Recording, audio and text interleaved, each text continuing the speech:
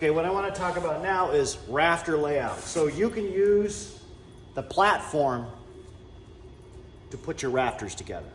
So what we have here is, if we know that the platform is exactly 10 feet wide, we know that the rafters won't go past or should not go past that 10-foot mark. So when they're stood up, they should be no wider than the platform base. So right here, you're notched out for the first treated 2x4, the first purlin that runs along the bottom. This is a test piece, but if that purlin were running along the bottom, it should be pretty much flush, but somewhat at that angle. So I use these test pieces, and when you lay your rafter out, you know that, look out, Scout, that you're not going to be exceeding this 10-foot mark. So I just also happen to use these existing brackets here and there as a starting point. The rafters will hang off and we'll put the tips together. But for right now, if you have the angle of your foot up against this bracket on either side, and you slide this back and forth until your first purlin mock-up piece is no wider than your 10-foot mark on either side, and clamp that down, you should be able to find your center and be able to bring that tip together.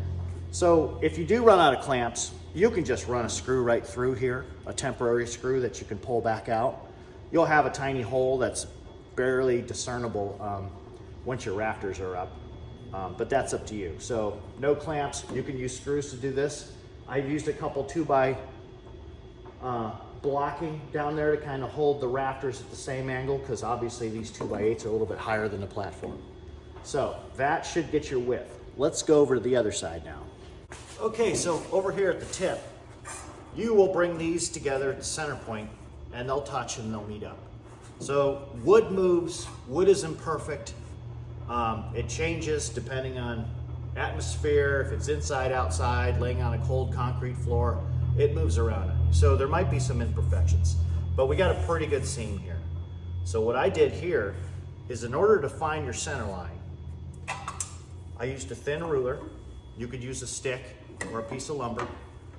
And I lined up the line of my rafter where they meet to that center line, which is exactly at 5 feet. So remember, our platform is 10 feet wide, and I have a 5-foot mark that we placed whenever we put our joist blocking in. So I can use that as kind of a guide, and there's enough play that I can kind of slide this over back and forth to kind of line that up. Now what I did here is I just took two 2x4s and I just clamped them together so that we wouldn't have a situation while we're putting our rafters together where there's misalignment up and down. So once again, you could take a scrap piece of 2x4, drive 2 screws in it, draw it up if you don't have that clamp. Now, when the tips touch, you may have a little bit of a wide gap in here. I won't say wide, I'll just say. So what I did is I took a ratchet strap, any ratchet strap, Tractor Supply, the back of your pickup truck bed, and I just used this first notch here and ratcheted it together, brought that closed. Okay, so we should be pretty flush along the top, and we should be pretty flush on our seam there, on our angle. So these gussets are loosely fitted to fit most situations, and it's not really crucial here. What we want to do on our ends is to make sure this notch, we have enough room to clear any of our window frames that we have. Those generally go in from the outside, so there shouldn't be any clearance issues anyway, but just in case, it gives us a little bit of clearance. So if you're down a little bit, if you're up a little bit, that's fine. These slots for the top board, the top nailer, have a lot of leeway. They're a lot wider than what's in the actual rafter itself. The nail holes are already marked on here in black Sharpie.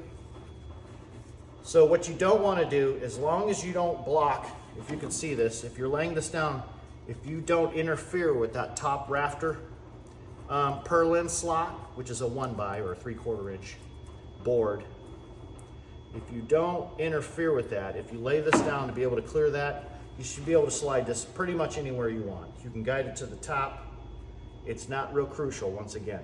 So what I do and how you'll get your kit is I will use like Elmer's construction glue, and I'll pour some on, and I'll use one of those cheap chip brushes, paint brushes from Harbor Freight. You can get them by the box. You can use a rag if you'd like. And I will glue one side so that when you get your rafter, remember this is your B side, your right side, and this is your A side, your left side, looking at the front of the cabin. I'll glue one on, so it'll almost be like a hook. Half of your rafters will have one of these pieces on there. Okay, at that point, if you're doing this permanently, I recommend gluing it. If you want this to be a knockdown cabin that you can remove and move somewhere else, you can either not use glue on this side, just use the screws, or you can glue it, and then we will use the help of some friends to move the rafters as one piece.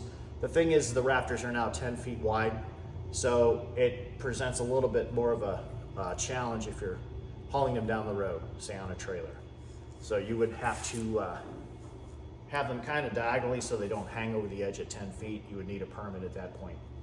So we glue this, we screw this, and then your top loft piece, your loft support, will be marked. You'll be able to lay that back down, and I would just put a couple screws in there for now.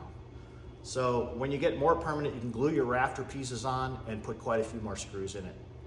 The big thing to remember here is that once this rafter stood up, you want to make it correctly. So this is this is the first rafter. This is A1. This is on the back side. So you don't want your biscuit, your gusset, on the outside of the cabin. You want it on the inside of the cabin where you won't see it from the outside, and the trim will fit flush. Same with your loft support board. You'll want that in the inside. So whether you put your rafters together all facing this way, or half this way and half going off the edge of the platform that way, so that you can access your gussets, is up to you. But do keep that in mind. Some of these rafters you'll have to build this way. Some of them you'll have to flip them over and have them hanging off the other end, because the loft boards and the gussets may go here, or they may go on the back side. So for the last rafter before the porch, it'll be on the inside of the cabin. So the opposite of this, it'll be actually on this side if you were to lay it down in this manner, and then that would be kind of a challenge driving the screws in. So hope that was clear as mud. But that's basically how we put these rafters together. And the nice thing about A-frames is that they're completely forgiving. So a little bit of quarter-inch here, quarter-inch there is not going to hurt your A-frame. No one's going to notice it. It's very forgiving compared to normal house building. Try to get it as perfect as we can. Looks like we got a visitor, so signing out. So if you look at these rafters, I can continue to make these one after the other, using the platform as a jig. Now I do have the luxury of having this garage door brace kind of hold up my first one, which you won't have. But any type of diagonal bracing will help put one up and secure it to the platform while you're working. And after that, you just be attaching the purlins. So that's the process. So as you can see, the rafters are up. I didn't have any help. I got these done by myself. So what I did is I got a scrap piece of board as an upright, C-clamped it to the base, and then I C-clamped it up here on the rafter. And then I did a second one. After that, I was able to install the second purlin up, C-clamp it, and then bring each rafter in, C-clamp it here. Nothing's attached at the bottom, nothing's attached or spaced on the other side. So as we're putting these in, we'll be doing the measurements, knocking the rafters back and forth a little bit. At 14 feet long, more or less, you'll have a little bit of sway. There'll be some room to work with as far as moving that around. But so far, the rafters are up, and now we can start putting purlins in, lining everything up, putting some bracing in, and that's how that's done if you're by yourself. I want to talk a little bit about this this bottom purlin here. This is a treated purlin, and it's beveled on the inside slightly. So it'll sit relatively flat on your 2x8 rafter foot, your rafter footing. So with no screws in the rafters at this point, things can go in and out right now. So what I do is I will use a clamp, push in on the purlin to get a really nice tight fit against the rafter, ignoring the rafter placement at this time. And then I'll drill the 2.5-inch screws at this point in every so often. Measuring this, it is what it is. You're not going to move this over. So it's going to be 23.25 to this one, 24 to this one, 24 on center, 24 to the next one. And then once all those are in and tight, I will move the rafters around by sticking a clamp on the 2x8 foot down here, which is not going to move. And if I need to push the whole rafter tail in and the purlin together to get this flush fit, and it just does not need to be perfect because it gets covered basically. So I want kind of a flush fit here. I'll push that in, and then I'll drive 3-inch screws diagonally through this purlin into the 2x8. That'll hold it for now. So I'll go along to each one. I'll use the C-clamp. If it needs to come out a little bit, I'll go onto the back of the rafter, and then I will be able to push the rafter out using the C-clamp against the 2x8 rafter foot. So that's the way we get this in here and get all the rafters in place where we want them. And then I'll drive the 3-inch. They're more like safety screws. We haven't fully screwed in the rafters yet, so that'll get that treated purlin diagonally every so often. You can put as many screws in here as you feel. I just have one at each rafter at this point. So whenever you put your first purlin in, or second purlin rather, and your third and your fourth and your fifth, make sure that this is flush. These are exactly 10 feet wide. So is the building. So you'll put that flush, stick a screw in, measure the distance. This happens to be 23.25. Put a screw in, this goes to 24, put a screw in, 24, put a screw in. And as you go up installing purlins, you'll measure to get your rafter spacing as you go up, because the rafters are still adjustable to some degree. Okay. And now obviously with one screw in the center, I mean the building's not moving, these are pretty tight. But if you want a more permanent structure, I use a tight bond glue, and I put glue behind in these notches, and then I put the purlins in, screw them in there, adjust them where they need to be, screw them in there. And if you get glue, unsightly glue dripping down, usually a wet rag on hand, you can just wipe off the excess glue. We're going to be installing these purlins, and as we do, the width of these is predetermined at the bottom. So as long as you're square, more or less, that's not going to change. So what I do here is I know that I need to be 24 inches on center. So on the edge of this to the beginning of this, 24 inches. So I'll make a little mark here, and I will put a clamp on here when needed to squeeze that 2x4 in there before I start to screw. Because what happens if that 2x4 isn't all the way into its slot and you drive a screw in there and it does not draw the 2x4 in all the way flush, you'll just bury that screw and it won't necessarily bring that 2x4 in. So it's not just always a matter of throwing the board in there and zipping screws in there. You got to measure each one. It goes pretty quick. And then when you put your kit together, I will have all of these lines marked. So you'll have virtually no measuring. You'll be able to just put them right where they need to be according to my pencil marks. And also each one of these purlins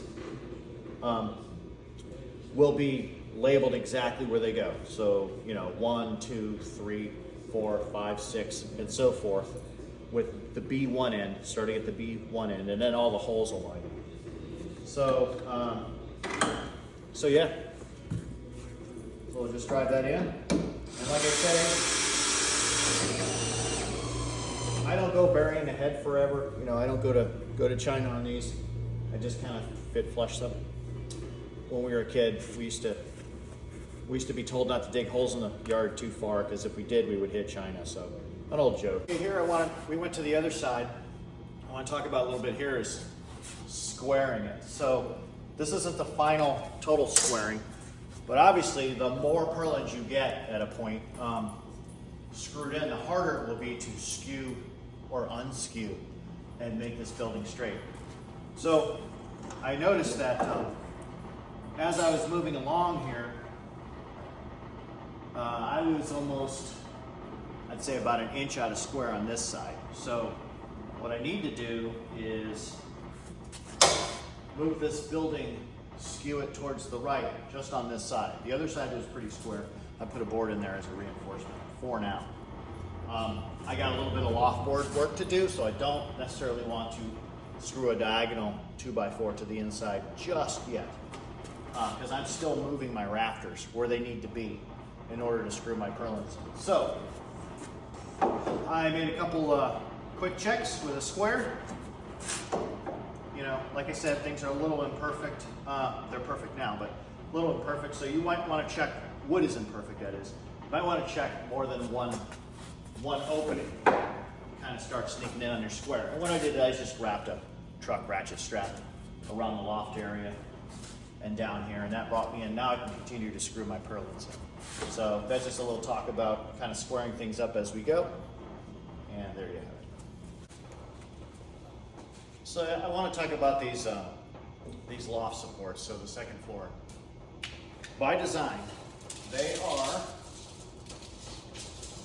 76 inches from the top of these floor joists without any decking to the very bottom. 76 here, 76 here.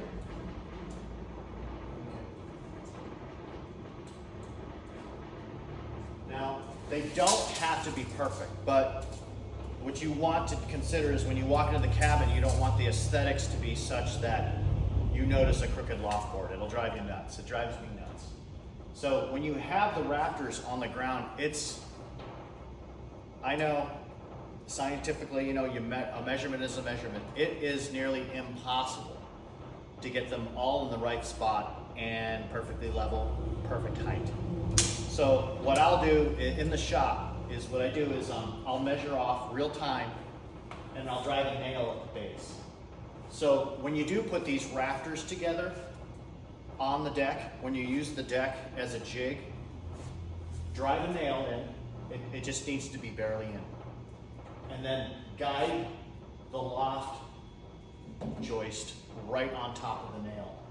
And then you should be good. 79 5/8 the rafter tail up to this point, and 76 inches down, including the 1.5 inch rafter foot there.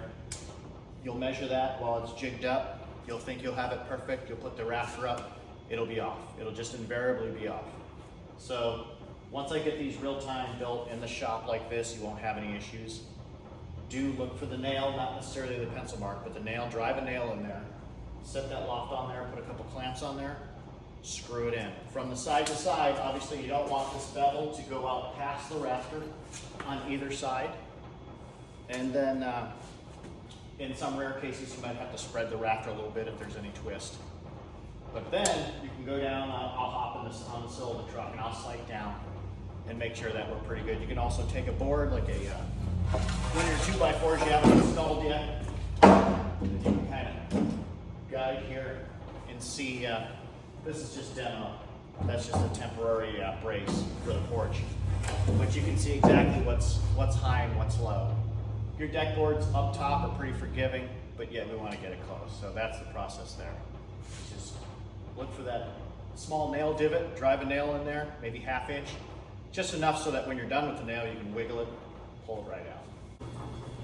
Okay, now Once we've installed 4 purlins on either side, I wouldn't go any further until we check the square of the entire building. So this doesn't mean that you're going to be perfectly square yet from the loft up above the purlins, but it'll give you a good base. So what I do, and you gotta keep in mind, keep your level straight. Don't necessarily go up here, but hold it up against the rafters. Now, see how the rafter just has some natural variance? Don't get too exact here. We're looking for, if your bubble is 1/5 of the way off, that's pretty close. That's pretty close. But that's pretty level. And then we'll check the backside as well. Holding it straight up and down. It's pretty level. You can also sight the sides. Okay. And then randomly take your square, check different areas. You can check more areas than I'm going. You'll see slight variances here and there, but it should be pretty darn close. I've seat clamped a piece of scrap 2x4 diagonally from the bottom of the loft down, and then I went the opposite way on the other side. So that gives you kind of because if you just did it both going the same way, you might still have a little bit of a rock. But if you oppose them side to side, it'll give you a little more rigidity. Start driving these temporarily on the inside and do each one. Then you'll be able to take your clamps off. Kind of wiggle it, see how we're doing. I would get a piece of sheet metal. You'll have sheet metal that's wider than this. And you can either screw a straight block on the bottom or let it touch the ground. Set it up so it guides to the edge. And that'll tell you also if your building is running out. You'll be able to see the ribs on the inside and check the edges on the outside. So if you're a little bit off, by like 1/8 of an inch, that's no big deal. Okay, now I'm putting in everything above the 4 purlin line. So what I'm gonna do is I'm gonna do a couple of these rafters step by step so you get to see kind of the process. I like to put the hooks, screw the hooks on my drill, and they usually come with. Hook it on a pant leg or even on your belt. These Harbor Freight hammers, I got bigger ones too. They're dead blow hammers. They're real nice if you need to do any pounding or anything. You're not using a metal claw hammer to mar up the wood. I suggest those. And once again, I mentioned the tool belt. It's been invaluable. So here we go. Okay, I feel pretty safe climbing on this now because we got some rigidity with our diagonal boards. So what I'll do is I'll get the first board laid in nice and easy. Slips right in. And make it flush with the fascia board. I put a clamp on it. That way the screw doesn't start going in there and push the board out.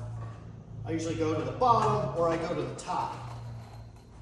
That way I can put a screw right in the center of the 2x4.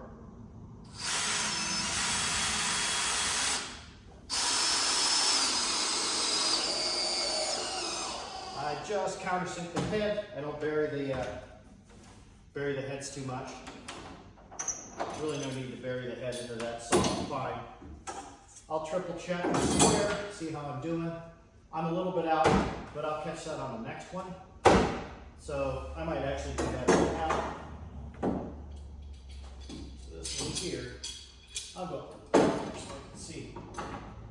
I'll put a little bit of tension. Put a little tension on my clamp, where I can still spin the wood, or move the wood rather. Okay, so that is pretty good there. And that little bit, probably about a 32nd of an inch, that's out. But everything looks good here. I'll grab another screw and put that on the inside. Second.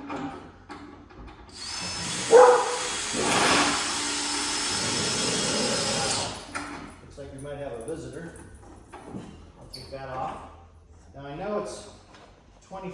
3/4 to this next one. So this one seems right on. Mark that, 23/4, I'll mark this one too. That time, the end of the 2x4 should be completely flush with that end rafter, since they're 10 feet long exactly, and they are. So that is basically the process of screwing in the purlins. Using the seat clamp is, it takes a little extra time, but what happens is you really get that purlin down in there real nice and tight.